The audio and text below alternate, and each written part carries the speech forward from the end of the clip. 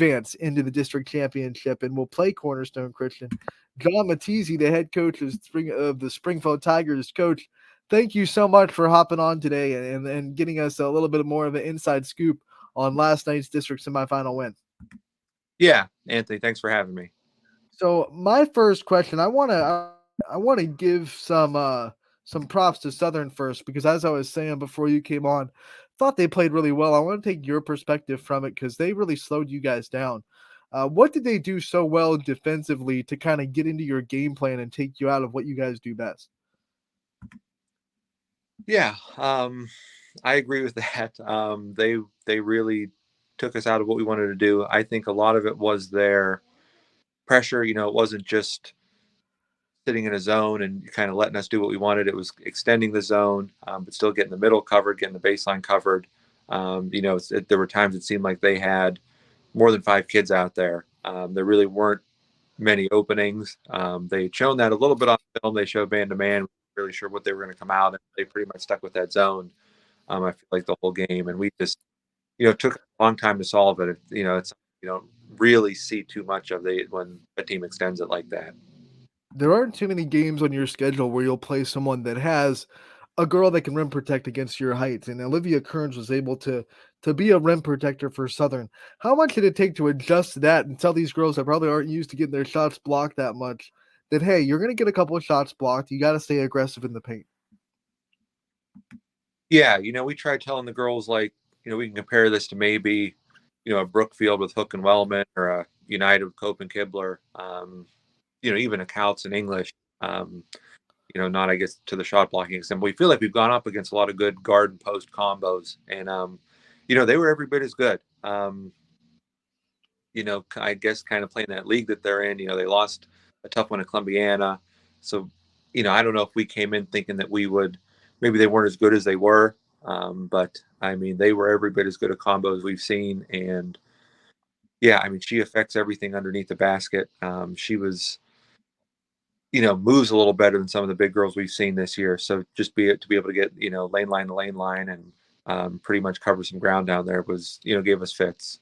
Let's talk about your defensive effort. Ashley Schroeds is one of the best scorers that we have on the YSN family. She's definitely been a game wrecker every time she steps on the floor. You guys were able to hold her in check. I mean, she still got some points here and there, but for the most part, you didn't let her take control of the game. What was the game plan of trying to slow her down? Yeah, number one, we put Ava Vecchione on pretty much any good guard we come up against. So she is our stopper. She's the one that has foot speed, the quickness. Pretty much be able to stay in front of everybody. She took a big charge yesterday, being able to get into position. So it starts with her on the ball, and then just everybody. When she had it, we wanted to get all eyes on her, make sure we're in the gaps. We really wanted to make her give it up as much as we could. We were really hedged ball screens hard, just trying to make her, anytime the ball wasn't in her hands, that was a success. Down the stretch of this game, Southern is up by 9. You guys just put your foot on the gas pedal and kind of made that decision that this was not going to be how your season ended. What did you see from your girls that was the difference in the last 5 minutes or so in that fourth quarter? I think we just finally got a couple shots to fall. I think I said that to you yesterday, like rewatching it a little today. I mean, we didn't make 2 baskets in a row for 3.5 quarters. So to come out and just be able to get a couple layups and start getting a little momentum and feeling good, it can snowball quick. So just to get some momentum, get a couple and ones, I really feel like our defense spurred that when we went to the full court. We were at that point, we had to kind of get up and press. Kendall Mon coming off the bench with Ava trapping Trodes in the full court, I feel like did a tremendous job. Like we said, make those other girls handle it. Now we're getting some turnovers. Now we're getting some easier baskets. And, that started our run. There was a real chess match with the defensive offensive substitutions that you were doing with that press. How much of a blessing is it as a coach to be able to have a bench where you can pull that off and you can really give other teams fits by trading in offense and defense, putting in Jamaica for when you guys are back on offense, but then taking her out for that press on defense? Mm-hmm. Yeah, well, everybody has a role. Right. Yesterday was defense, so that's Kendall. I feel like that's what Kendall excels at, coming off the bench. And then when we were back on offense, obviously put Jamaica back in there. But, depending on the game, that's what we said after in the locker room. Anybody can be called upon. If we need shooting, we can throw Peyton in there. If we need ball, we can throw Kara in there. So just those options, maybe if somebody needs a break or depending what kind of game we have, to have those kids on the bench ready to go is just a huge plus. Before we talk about your seniors and the effort that they had, especially down the stretch, I do want to shine a little bit more light on Jamaica because a tough 3 quarters. She got a little banged up before halftime. Not probably the way that she wanted that game to go, but 4 really important points down the stretch during that comeback. What do you see from her and her resilience down the stretch to kind of come up when you need her the most? Yeah, well, she stepped up and took a big charge, and I think that's the play she got hurt on. But she was able to come back in the game, and she's just not. At this point, I feel like in her career, just being even only a sophomore, she's not going to back down.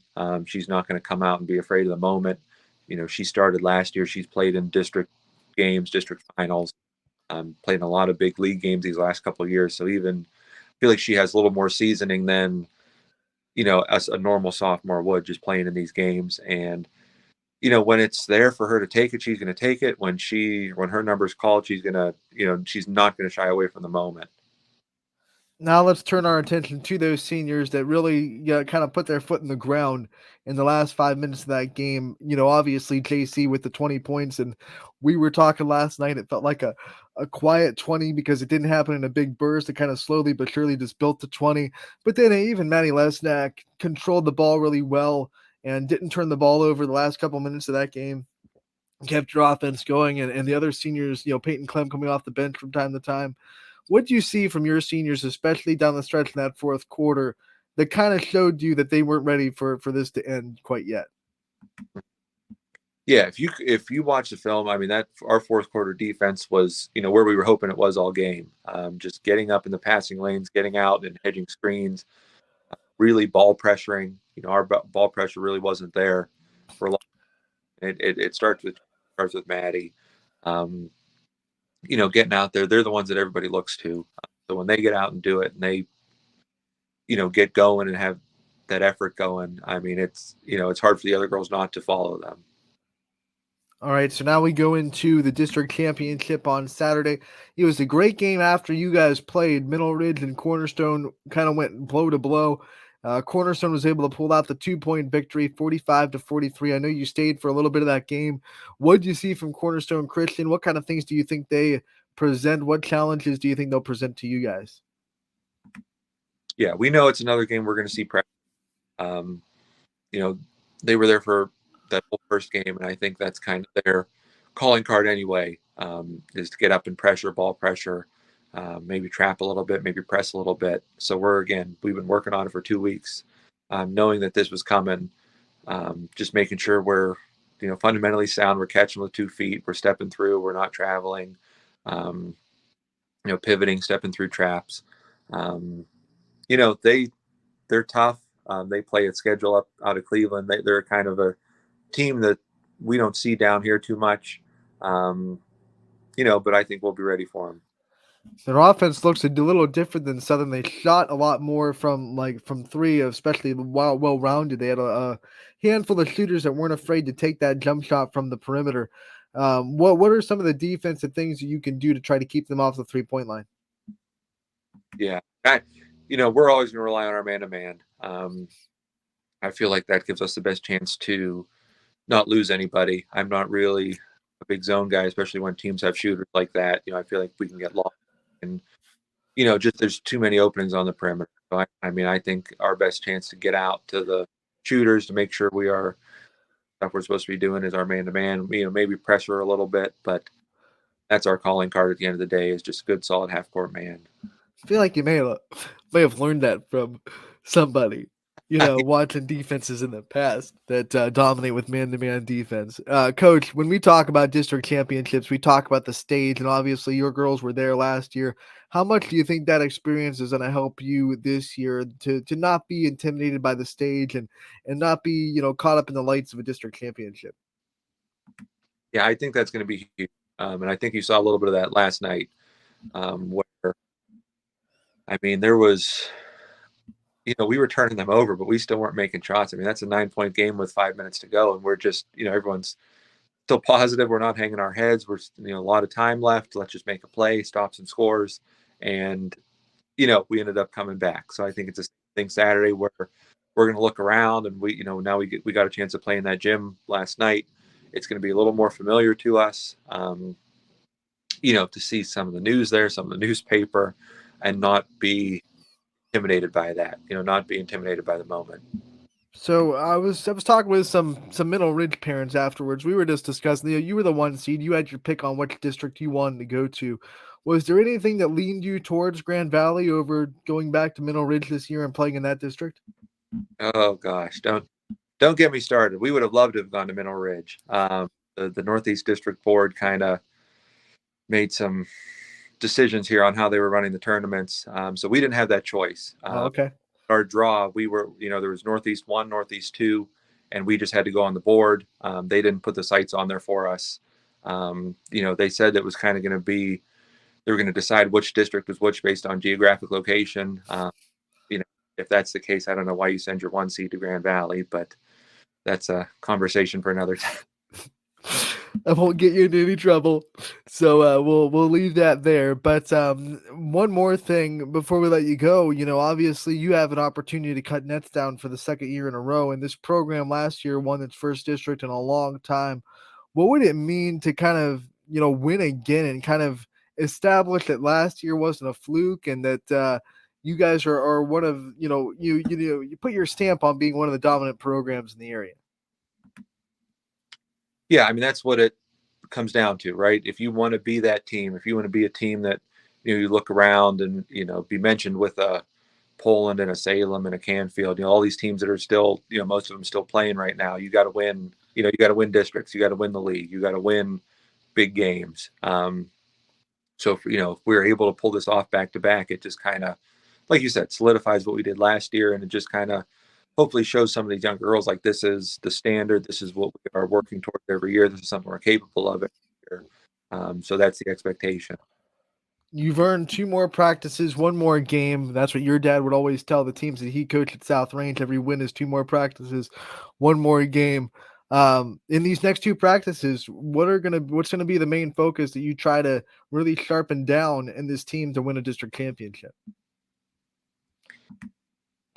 We have to be able to get into our sets. If we let them push us out on the perimeter and we can't run offense and we're having trouble, completing passes and just doing the stuff we want to do, it's going to be a slog of a game. Uh, we have to figure out a way to, be able to make a pass to get into an offense, to high lows, to look at getting the ball in the post. Regardless of what they're doing to us, whether it's man, whether it's zone, not taking bad shots, making sure we're taking good shots. We're doing the kind of the offensive concepts that we've had all year, that we just make sure we get to those things. And that's going to be the focus. Going up against pressure for 2 days, trying to mimic some of what they do, and, getting us into positions to have success on it. I do have this popped in my head. One more thing I want to ask you because I talked about it so much on the broadcast last night. The old adage or the cliche is great teams find a way to win when they're not playing at their best. There are probably a lot of things as a coach you saw last night that you weren't happy about, that you don't think that your team executed. What does it say about your team that they're able to just find a way to win when they're not bringing their A game, when they're not playing the best that they can play? Yeah. Well, I mean, the saying is what defense travels, right? So, after the regional game last year, we looked, at ourselves between the coaches and said, what do we have to do to get better, to get back here, have a shot at maybe winning. Our defense has to be elite, for us to have a chance. And so that was really our focus a lot of this year. And I mean, we've won multiple games this year where we've scored in the 30s, and you can't do that without, really good defense. So that's going to give us a chance. I feel like anybody, in any game we have. All right, we hope you get that chance. We're rooting for you in this district championship. Thank you so much for taking the time to join us today and talking not just about your win last night, but the game coming up on Saturday. We'll be there for the coverage, Coach, and we can't wait to celebrate the district championship with you on Saturday. And we'll talk to you again real soon. All right. Awesome, Anthony. Thanks for all you guys do. You got it.